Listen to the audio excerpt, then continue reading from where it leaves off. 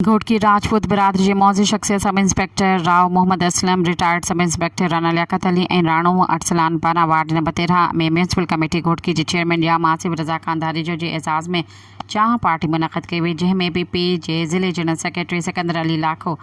सलीमुल्लाह ख़ान कलवड़, सैयद रिज़वान अली शाह, सैयद माजिद अली शाह, सरदार बगन ख़ान कलादी, मोहम्मद इस्माइल धोंदो,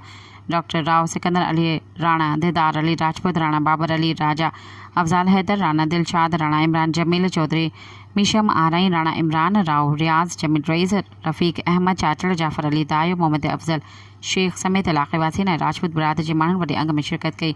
इन मौक़े ते राजपूत बिरादरी जे मौज़िज़िन पारां म्यूनसिपल कमेटी घोटकी जे चेयरमैन या आसिफ रज़ा ख़ान धारीजो समेत समूरनि आयल महिमाननि खे सिंध जी सक़ाफ़त अजरक जो तोहफ़ा पेश कयो वियो। इन मौक़े ते तक़रीब खे ख़िताब कंदे म्यूनसिपल कमेटी घोटकी जे चेयरमैन या आसिफ रज़ा ख़ान धारीजो चयो त आवाम जी